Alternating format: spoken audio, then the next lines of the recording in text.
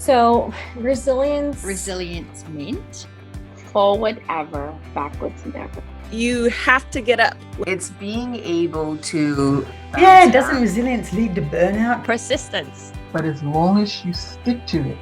So that for me is what resilient community is all about. When I think of resilience, the old definition of resilience. I would just call it the ability to... Very tough game. And so resilience for me means... Resilience for me... not giving up. I think it's perseverance. I think it's about giving yourself the grace to make mistakes and fail. Is that not only can you solve insecurity, you must, and it's possible to be completely free from insecurity at your current level of growth and to show up with no hindrance. But if you do that, and when you do that, you will take new territory and explore new horizons and step into a bigger space to play in, and therefore you'll step in new uncertainty and then bang your head on the limit of your narrative around, I can be this good but not that good, I can go this far but not that far, I can work with these people but not those people, I can earn this money but not that money. So there are times where I reach the limit of what my story has enabled me to do frequently, and then break through that and then experience a period of great freedom and presence. But I think probably the most useful one to describe would be the first time I really uncovered insecurity, because I didn't consider that I was an insecure human. Well, I'm starting out today with a confession. I am unashamedly a massive fan of yours, Jaemin, and if you were a musician, I would for sure be your groupie. Listen, I have listened to countless episodes of your own podcast, The Insecurity Project, and of course now rebranded as Unhindered. You are my go-to for my resilience manual. There's no doubt about it. So I feel really lucky and accomplished that you're here as our featured guest today on our podcast, Resilient Entrepreneurs. Welcome, Jaemin Frazer, a professional writer, speaker, and coach. Thanks so much for having me. It's a real treat to be here. Yeah, great. Look, can we jump right into the conversation at the deep end? Is that all right with you? That's my favorite place to start. Okay. So you've said that you believe the thing that gets in the way of success for humans is almost always one thing, and that's insecurity. What can you tell us about that? Well, I would say that with just one distinction, that may not be true before you are 35. In fact, it may be the performance-enhancing drug in your 20s and early 30s. I like to describe unresolved insecurity as rocket fuel. It doesn't happen like that in every case, but a lot of the time it is the prove and defend energy that causes young people to do their biggest risk-taking, their most driven work, and achieve things that previously had been impossible, all because they're so desperate to prove, or their energy is against someone who said, you'll never do that, or you can't do that, and that is motivating to them, that slight on their character or that slight on their identity. But at the same time, that's toxic energy. It's energy against yourself. It's not sustainable. And so if you're going to do good work in the world from 35 on, then there is no way that insecurity is going to serve that. That is now limiting your performance and will eventually lead to madness. So it is the number one inhibitor of performance for ambitious people for midlife and beyond. But thankfully, it's a solvable problem. So you talk about solving insecurity, but you also in the other breath say most people go through life, I love this phrase that you use, masking, medicating, or managing.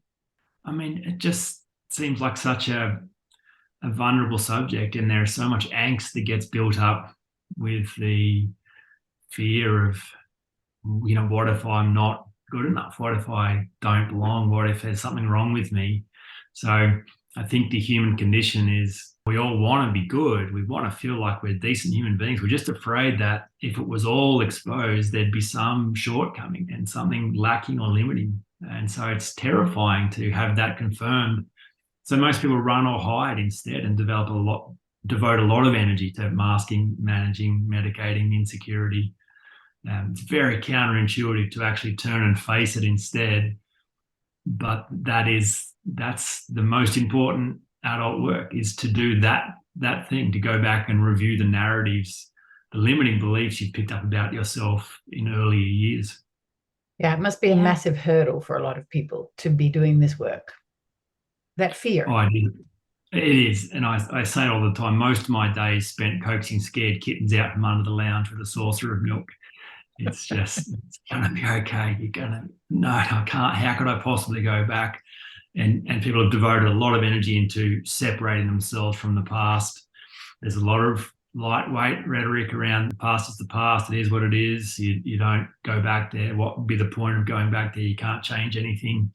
But that's, I mean, it's just all because people get so scared around reviewing that. I love thinking about this in terms of engineering terms. And if your operating system was designed 20 or 30 years ago and had never been reviewed or updated, then there's no chance it's still performing relevant to your current outcomes, goals, desires. You know, even if it was a good operating system 20 or 30 years ago, there's no way it can still be performing optimally.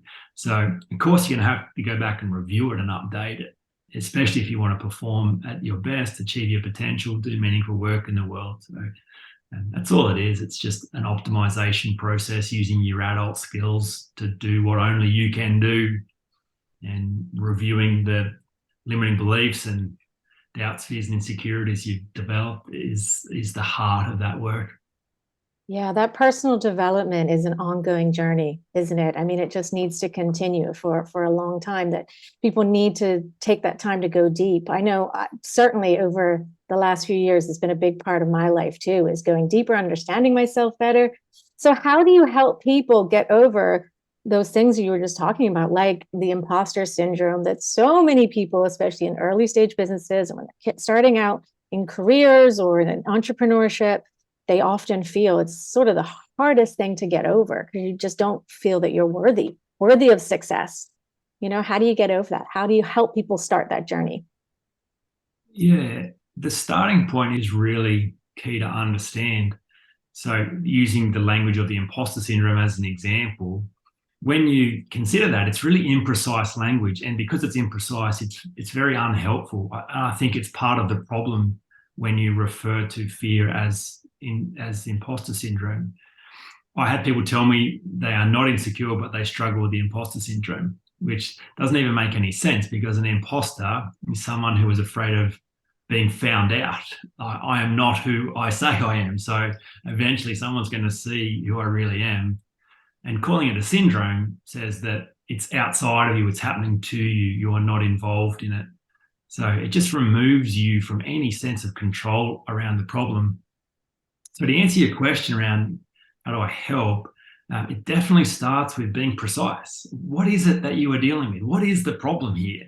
Are you sure you have accurately understood what the problem really is? And people imagine they have. Oh, yeah, it's the imposter syndrome. That's accurate. That's precise. But that is not precise. That's very abstract and therefore not useful in any way, shape, or form to resolving it. So to solve it, you've got to get more precise and see what insecurity really is. Otherwise, you have no chance. Yoda, named must your fear be, before banish it you can. So that is the starting point, the precision around understanding in the most minute detail what insecurity really is. Jaemin, has there been a time in your life that you can recall and don't mind sharing that was a pivotal moment of you recognizing your insecurity? Yeah, well, the distinction around solving insecurity is that, and back to your point, Laura, around ongoing personal development work. My conviction is that not only can you solve insecurity, you must, and it's possible to be completely free from insecurity at your current level of growth and to show up with no hindrance. But if you do that, and when you do that, you will take new territory and explore new horizons and step into a bigger space to play in, and therefore you'll step in new uncertainty and then bang your head on the limit of your narrative around, I can be this good but not that good, I can go this far but not that far, I can work with these people but not those people, I can earn this money but not that money. So there are times where I reach the limit of what my story has enabled me to do frequently, and then break through that and then experience a period of great freedom and presence. But I think probably the most useful one to describe would be the first time I really uncovered insecurity, because I didn't consider that I was an insecure human. I was a church pastor for 10 years, got given the leadership of the church that I grew up in. And I was well liked. I was good at what I did. I was wholehearted. In that world, I'd reached the top of that world, big, Christian extended family. And so as the pastor in a Christian family, I'm the hero. And so the status of getting to lead a faith community as a young man and do good work there. So, okay, I'm doing what I feel like I was born to do. It's working well. Okay, great. But then I get introduced to the coaching skill set, and I'm stopped in my tracks. I realize this is a missing technology. I'm convinced that it's important to participate in the journey of transformation, whereas in my experience of Christianity, so many people were trying to outsource the change work to God. If I just have faith, if I believe, if I pray, God will magically zap me, fix me, solve all my problems. And I thought that was such a strange way of thinking, but that was the prevailing thought. And so when I got introduced to the coaching skill set, all about choice, responsibility, awareness, I thought, my goodness, this is a missing technology. This belongs. So I was compelled to go study and learn that, and very quickly went, this is me. I was a good pastor, but I think I could be an excellent coach.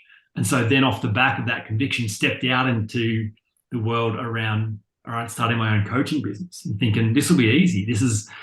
Makes so much sense. But as soon as I stepped into that unknown world, this mountain of insecurity, it's like, oh, hang on a minute, but who am I here? I have no platform. No one knows me. I have no right to open my mouth. What if I put stuff out there and people don't like it? This doesn't work. What will that reveal about me? So that was the most startling experience of insecurity that almost stopped me in my tracks completely, because I was so shocked and weakened by that fear. And so that really began the process for me to go, is this solvable? Or people just manage this stuff? Is this just universal? You just have to deal with it. Everyone's got this. You just feel the fear and act anyway. And I just didn't like the thought that that was my only option. And so that began the quest to go, has anyone solved this? And turned out I found that they had. Just didn't seem like anyone had modeled the solution. So that was my work, to create a model around this so that I could use it and others could use it. So long answer to your question, but yeah, that first time, first stepping out into my experience of business was the most terrifying experience of insecurity. Sounds it. And you were not leaving something that you weren't enjoying, or that you felt that you'd outgrown, or it sounds like everything was going well, but you just wanted to do better. You wanted to do more. You wanted to reach further. Is that an accurate? That's exactly how it was. Yeah, I just thought, this is the next step, the next evolution in me being me and doing good work in the world. This is a natural step. Not everyone thought that. In fact, there was probably no one in my world who thought that was the good next step for me to take. But I knew that it was right for me. So that also increased the insecurity, the fact that I'd lost all my cheer squad. And now I had to look internally for resources around whether I'm doing the right thing or not. So another key component of why the insecurity really showed up. And was there ever a time when you second guessed it and maybe regretted that decision? Oh, I definitely second guessed it early on, because it was much harder than I thought, and I got a lot scarier than I thought. I've never regretted it, and that's the truth, because I think the idea of success in my mind is being true to what's inside. So even if it's costly, I've never regretted listening to my own heart or going where the life is. And so it was much harder than I thought, but still always worth it, and to experience the great growth, and then to be able to feel like I was being useful to a bunch of people, that it was expanding, that there was so much life and excitement in that process as well, that no, there's not been a day I've regretted following my curiosity and my heart into the coaching world. Yeah. And when was that? Like, how long ago did you start? 2010. was when I was first introduced to that. And I tend to make change quickly. When something makes sense to me and I can see a practical application, I'm all in quite quickly. So, and the fun of the coaching world is that there's no barrier to entry. So I literally called my wife day 2 of my first coach training intensive and said, I'm going to start a coaching business. I'm going to quit my job. I was working as a school chaplain at the time as well as a pastor. I'm done being a chaplain. I'm going to be a coach, and just let's go. Let's go all in. And she cried. She thought that was a crazy idea, but I just said, no, I've got this. This is going to work. But it was so much harder than I thought. And 13 years on, you've written 5 books, and no doubt some or all of those are bestsellers. You're traveling the world speaking, heading off to the US this year, holding retreats. So it's interesting, the power of conviction. It really is. And there have been times along the way where it felt like nothing was working and that no one was listening and that I was not making a difference anywhere and that I'd run out of money and this was not sustainable. And those moments were really pivotal because processing, okay, what do I do from here? And how do I end this suffering that I'm experiencing by not having success in business that I thought I was going to have or that it was going to work? And just remember thinking, okay, well, quitting what I feel born to do doesn't make things any easier. If I go be a plumber, which I'm not good at and don't enjoy, I'll still suffer. I'll suffer more there. At least here, this is what I'm good at and what I love doing. I haven't worked out how to make any money yet, but it's still my best plan. It's still the thing. And if I sell out here, if I get to a point where this is too hard and I can't do it, that doesn't mean the next thing's going to be easier. In fact, I think that'll be worse to do something that I know is not me. So those kind of key moments sustained me along the way to go, okay, just do your work, Jaemin, just keep showing up. And I think that has served me well over the years because then I just kind of get over whether it's working or not and just go back to being wholehearted and keep producing content, keep writing, keep speaking. And I was saying off air before we started recording that a lot of my clients have watched me for years before going, okay, it seemed like the real deal, Jaemin. So the client journey sometimes has been up to 5 years of people just watching, reading, listening, and I'd have no idea that they're even engaged, and then they're ready. And so that's lovely to hear that if I'd given up along the way, then I would not have been able to provide an opportunity for these people to be ready for change when they were. Yeah, I mean, as marketers, we definitely understand that because we'll say, you need a certain amount of touch points that people need to have with you before that they're going to buy or engage with whatever you have, your service, your product. And it can take years, like you said, somebody following you, watching your content, reading your books until they're ready to take action at the right time for them. And that's why growth in businesses can be exponential, right? It can be really, really, really slow. And then all of a sudden, it's like that hockey stick. It starts going up. And no one really knows when that curve is going to be, right? You don't know. It's different for everybody, but it takes that consistent work. And I'm sure for you, writing the books has made a big impact. So tell us what writing books has done for your business and for what you do. Yeah, well, I think it's a big piece of credibility. So, okay, you've done the work around consolidating your best ideas on a subject, had it published, put it out there. Okay, so immediately if someone writes a book, you consider them a thought leader on the subject. And so, yeah, I think number one, credibility, but then it's given people a lot of structure. So I love thinking about the idea that you can't think a new thought about a subject until you have a new framework to hang that new thought on. So I think it's just provided people a believable plan to go, okay, this is a solvable problem, and here is a roadmap, here is a blueprint for how this work gets done.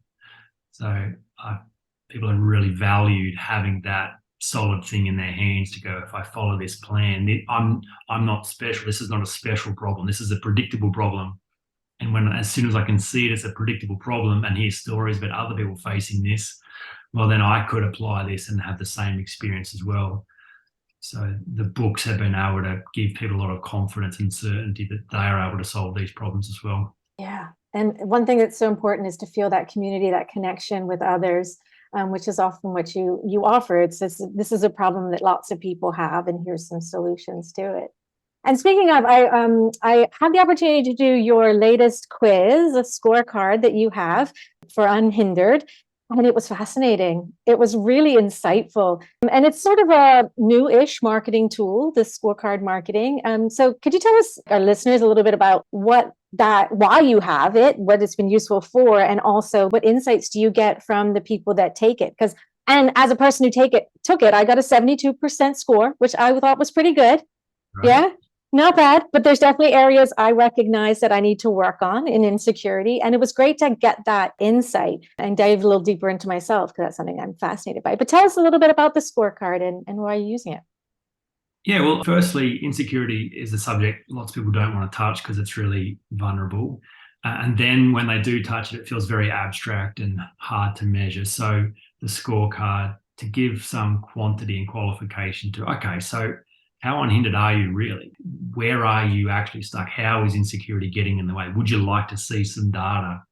And these questions have been designed based on over 15,000 coaching hours over 13 years. So there's some real patterns that can be identified. And if you can see how that applies to your life, then that helps you know where you are and then where you're going to go. So it's been a really useful tool. I've had a few different iterations of it over the years. The current one is your Unhindered score. So just find out top performers, people who are really at their, hitting their straps, are scoring 75 and above. That's the benchmark. And so it can be a bit confronting to go, oh, wow, some people scoring 20s and 30s, to go, wow, I didn't realize how catastrophic this was. But you can't change what you can't see. So to get some numbers on it, goes, okay, then you're right. There is a real problem here. And now I can see what the problem is. I can now understand what the solution is. So I think a scorecard like that is so beneficial in identifying what is in the way. And for the audience, when they feel like you understand their problem, they automatically assume you understand their solution as well. So I think it increases the trust. For me, it's been the prime lead magnet. So when you think about the structure of a website, don't have very long to capture people's attention, and more than their attention to capture some form of detail so that they become part of your community.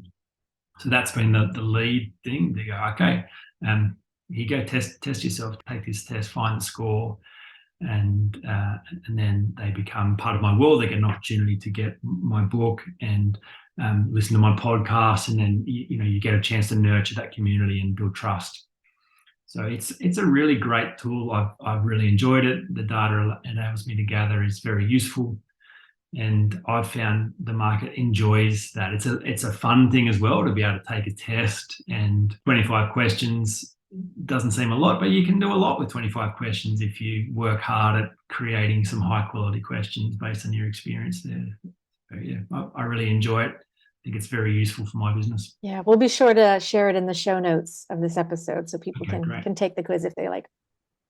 Yeah, what a greater tool as a resilient entrepreneur wannabe, or if you feel you are already resilient, to be able to measure it. I love the measuring aspect of a scorecard. And so Jaemin, Unhindered, what is your definition of that? What do you mean by that? And what is the holy grail of Unhindered if we were to achieve self-actualization? Yeah, I love the idea that it's the ability to be at your best where it matters most. So I think we all have magic inside of us, and people often have experiences of that magic showing up, but not necessarily at the moments that matter. There's opportunities that pass people by, like, oh, I'm just not ready, or I'm on the back foot, or I'm nervous, or I feel like an imposter, or I don't know, I'm just not ready. Whereas to be unhindered is to have nothing to prove and nothing to defend. It's just to be able to show up. I'm here and I know who I am, and I'm able to contribute out of the overflow of who I am. So I love thinking about it as there's no handbrake, there's no internal resistance. You have full permission from yourself to be you. And often that's a big dilemma in the midlife season. There's this discord between conscious and unconscious, head and heart, mind and body. There's parts of you at war. Parts of you want to succeed, parts of you are terrified, part of you are confident, parts of you are sabotaging, part of you are motivated, part of you feels tired. And so there's this hindrance, this internal hindrance, and you feel like you've got to manage yourself to perform. And the great dilemma around that management energy is when you're in midlife, that's exhausting. To manage yourself requires extra energy, and that's fine when you're young. You've got energy to waste when you're young. You don't have energy to waste in the midlife season. It's all about optimizing. So if your best energy is going into improving and defending and managing, where's the energy left for growth and development and progress? So unhindered, your best energy is devoted toward the most important things as a natural overflow of you connected to meaning and purpose and doing what you were born to do. Oh, sounds like freedom to me. Just total freedom. Absolutely.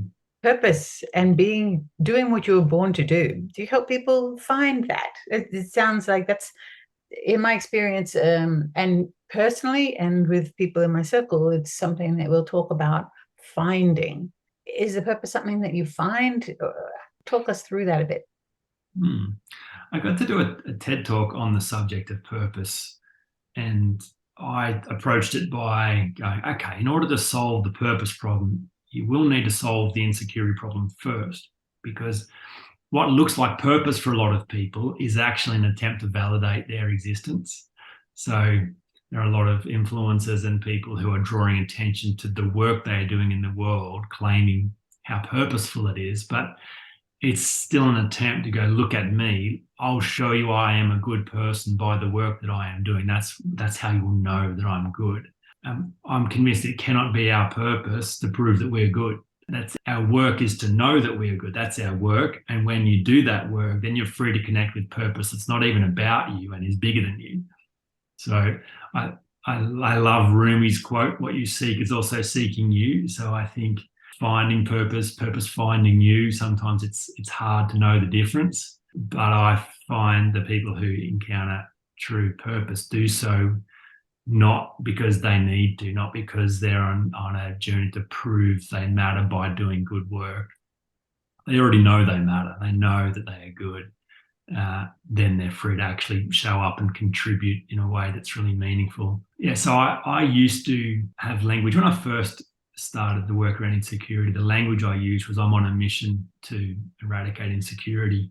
And then I heard myself say that one day on a podcast and vomited in my mouth a little. And I'm on a when people say that, you're like, oh dear, here we go. Some cowboy, some messiah trying to save the world. You don't warm to people like that or messages like that. And I realized for me, it was still like there was some energy around proving and defending by this work. So that was useful for me to confront that. And now it's like, I'm ruined for anything else. It would be very unkind for me to stop talking about insecurity. People suffer greatly for not knowing it's a solvable problem. There are people sitting on incredible solutions to the world's most significant problems right now that are not bringing it out because they're afraid that they're not good enough or they don't belong. And so we're all missing out. We're all suffering. Our world leaders are some of the most insecure wankers alive, and we're suffering because they don't know that they don't have to be like that. So, rather than I'm on a mission to, it's like, oh boy, yeah, I'm ruined for anything else. I'll keep speaking about this subject and keep being wholehearted here. This is not about me. This is bigger than me, and I must. So that's how I think about purpose. Yeah. It's a passion. You speak with such passion about it. And it is, I think, important for people to know that there are solutions. So what is the way for them to find the solution? Where does the solution lie? Is it within themselves, going deep, working with a coach, counselor? Where do you think it lies? Well, in my model, the 7 essential practices for overcoming insecurity, practice 5 is get help from someone who doesn't care about you.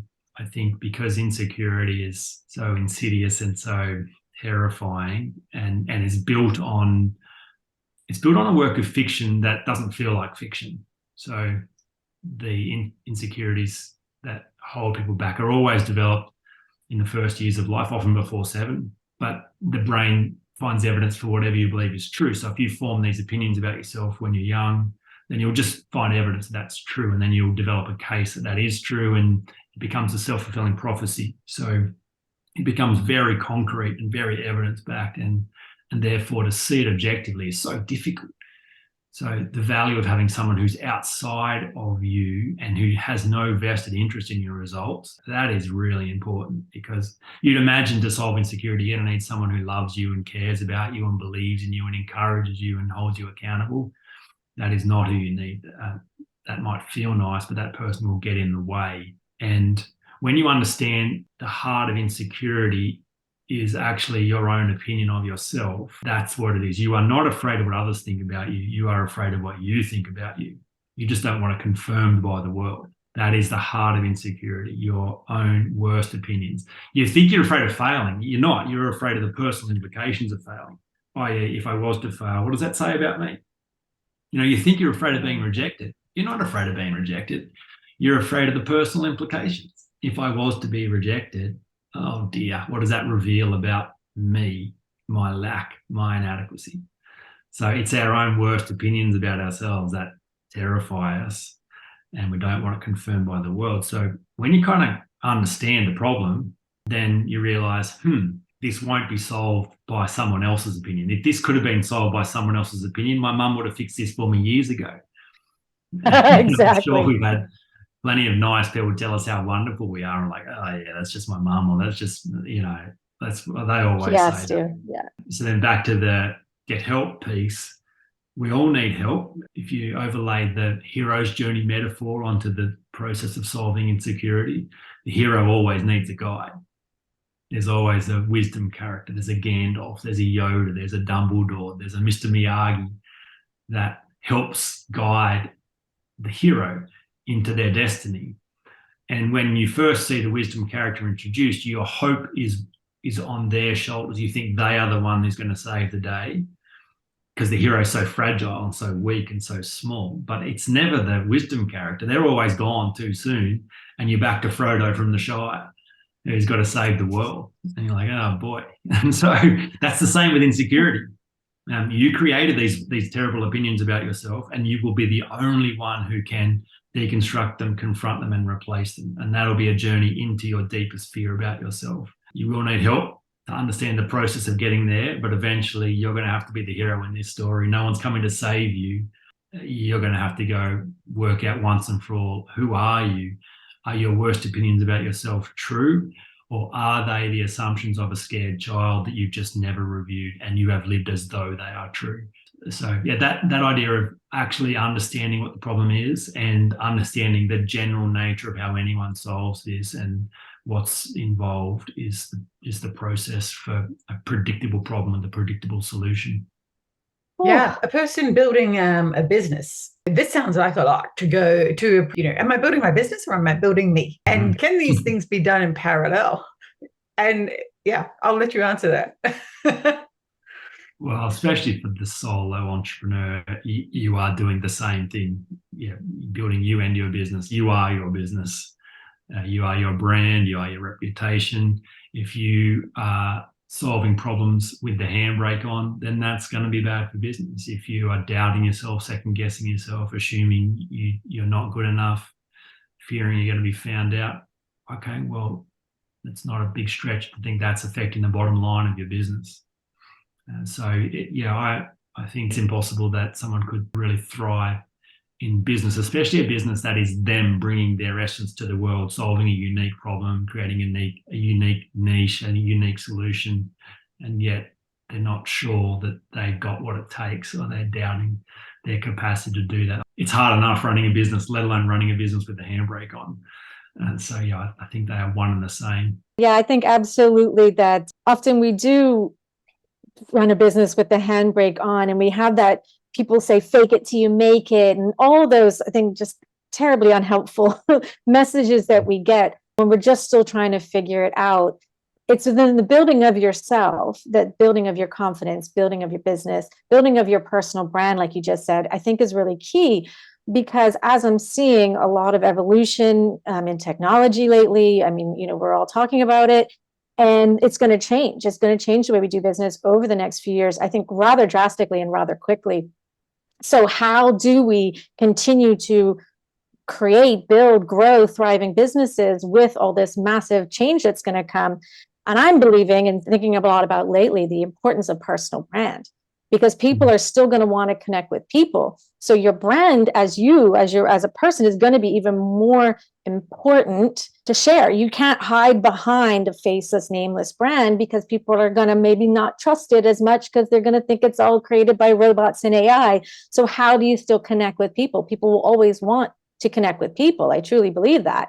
So building a personal brand is going to be really key for any business, especially if you're in a service business. When you do talk face to face with people, you're going to need to show your face more and be. So you're going to need to step into yourself, into your confidence, and work towards growing your personal brand. So I think it's going to be really interesting the next few years in how people are going to be able to make that shift where they can't hide behind a brand. They have to put themselves out there. We have all the tools to do it. There's all the social media. There's all the content availability. Everything is out there. AI is going to make things easier to create the content and to get out there, to write books, to write blogs, and all these things. It's easier and easier. It's going to give us a lot of freedom, but it's also going to take a lot of personal development to get the confidence to put ourselves forward. Would you agree? Yeah, I really agree. And it's one of the ways I've thought about trademarking and protecting my IP and my branding, where lots of people have suggested the importance of that. But I think, well, someone steals the name, the Insecurity Project. Okay, that might be a little bit sad for a day, but they can't steal me. They can't replicate who I am or how I show up. That's no one can steal that. So I'll go on. That is the essence of my business. And I think about the importance of being wholehearted and embodied in my work. In fact, when I think about being a life coach, I used to resent the fact that there was no barrier to entry and I'm competing with people who've done a 2-day course online and printed out a business card and now they're a life coach. But now I think, oh, no, that's my advantage, because people undermine themselves when they open their mouth. And okay, if I've embodied my message, that's my gift to the world. That's what people are looking for. They're looking for certainty, and they'll find certainty when they hear me speak and look into my eyes and just go, oh, okay, this guy is smoking what he's selling, showing up wholehearted. So I think that's an inescapable part of success and will continue to be successful. I think just one more thing on that. The challenge is for people to go, yeah, but I'm just starting out. So how do I get there? Like, I haven't lived this for years and years. This is the beginning of my journey. So do I have to wait for 20 years before I've got enough credibility before I'm going to be successful? And the way that I think about that is how I thought about my own inception point, the starting of my coaching journey, where I felt it was okay for me to start a coaching business after 2 days of my coach training journey. And why I thought that was a good idea. And the logic I had was, okay, already, like this makes a lot of sense to me. And I was a church pastor, so I've already got a lot of skill set in terms of being with people and the empathy and the skill of communication and the desire to be useful. So none of that's changed. Now I've got some better skills. And I've only just learned these skills, but already these skills make sense to me. And already I've thought about the application of that. So okay, that's what qualifies me. It's not that I'm perfect, or it's not that I know anything. What qualifies me is that I'm wholehearted. And the stuff that I know, I am wholehearted about applying to my own life. So I will not show up and ask someone to do something that I haven't done myself. I won't give a solution to someone that I've never explored for my own life. So as long as I am speaking out of my own experience, even if my experience is just beginning, that's useful to people, because there are some people who have not experienced any of this. So I will be further along in the journey than them and therefore able to serve them out of the overflow of my experience. And then I'll quickly reach the limit of that, and that'll drive me to go learn some more. And then I'll have some fresh stuff to be able to share, and I'll just need to be a little bit ahead, and that'll be enough. So that wholeheartedness to me is the center of a personal brand, and people feel that, they understand that just as much as they understand faking it and no integrity and a not embodied work, and people are not wholehearted, and the hypocrisy of giving advice that you're not living yourself. And Jaemin, to your point, I believe insecurity is worn on one's sleeve, just as one's heart is worn on one's sleeve. The wholeheartedness is valid, it's obvious, it's tangible, just as insecurity is. And if people are going into the world doing their thing and obviously insecure and not working with that or through it, then their clients will see that and make their choices accordingly. So as long as we're wholehearted about our own growth and who we are and what our place in the world, then we can't really go wrong, I guess. No, that's right. And sometimes people hear me talk about insecurity and they feel pressure to go, oh man, another thing to do, another thing to work on. I've had these conversations with my wife at times around when insecurity gets in the way in our relationship. And there's a conversation I can clearly remember where I said, look, some of the insecurity that's showing up in your world is actually undermining the intimacy in our relationship. You are showing up at your most unattractive because of this insecurity. And her comment was, well, that's really hard because now you're putting pressure on me to change. And I'd be just changing because you're telling me to rather than me wanting to change. And so there's so much pressure. To which I replied, well, yeah, tell me a situation that has no pressure. Tell me a person who gets to work on their own stuff in a pressure-free environment. There's always pressure. And so, yeah, you're in a business and there's pressure to show up at your best. Yes, there is. That is true. And that's part of the fun of the game. It's high stakes.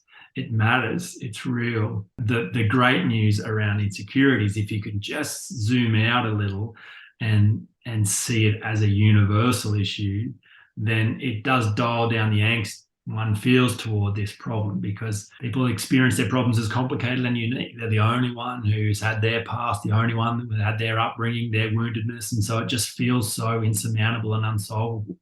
But if you can zoom out and see, no one escapes their childhood without developing limiting beliefs. Even perfect parents do not protect their child from developing insecurity, and nor would they want to, because that is the gift for the adult, to go back and bring your best skills to yourself. You go into the gym, you don't lift air, you find heavy things, and heavy things build strength. So the heavy things in your past are the opportunity for the adult strength. That's the game. That's how it's set up. So when you see that, you're going to realize, oh, okay, yeah, life's happened to me, not for me. Insecurity is there as an opportunity. Yeah, there's pressure. It's high stakes. If I don't deal with this, it'll ruin everything. True. But I can deal with this. And it's a predictable problem with a predictable solution. So, okay, just get on with the business of eradicating this from my life. Wow. That really wraps it up. That sums it up. So all we need to do next is look for your podcast, read all your books, and we'll be on the right track. Thank you, Jaemin. This is a great conversation. Yeah. Well, I make it sound simple sometimes, but it is simple. It really is simple and hard. I tell people all the time, it is such a boring problem. I am so bored with insecurity. I talk about it, write about it, read about it every night without fail. I have coaching conversations in my sleep. I watch myself run seminars on insecurity in real time. And it's like, yeah, there's no surprise with this. I never hear someone's story and go, oh yeah, my goodness, yeah, you're screwed. Yeah, you're going to be insecure. I'm like, it's just part of the game. So yeah, it's simple, and that's important to hear that. To go, okay, then perhaps you could get over yourself and realize you're not special. This problem's not special, and then yeah, you can trust the process that helps you show up to the world at your best where it matters most, and we all win. Yeah, I love that. Show up where it matters most. We're going to leave it here, Jaemin. I would highly encourage our listeners to pick up your books, any one of them. As I said in the intro, you are my go-to resilience guy. If I ever feel like I need some guidance, I'll pick up a book or I'll listen to a couple of episodes of your podcast, and it is absolutely game-changing. And we've also, in full transparency, I've worked with Jaemin as a coach, and it was incredibly helpful. So thank you. Thank you for your wisdom, for sharing it with the world. And I just look forward to what the year has in store for you. We'll keep following you. Yeah. Thank you, Vic. That's lovely. Thank you so much. Thanks for joining us on Resilient Entrepreneurs, and please subscribe to this channel to be notified of each new episode. We love supporting entrepreneurs, especially with mindset, marketing, and motivation, which is why we feature entrepreneurs from all walks of life in various stages of business. We hope their stories will inspire and encourage you to keep doing what you do well with resilience. We've also created this space for an incredible community of business founders who meet weekly in our membership called the Level Up League. If you want to know more about it, look us up online at 241branding.com. See you next time.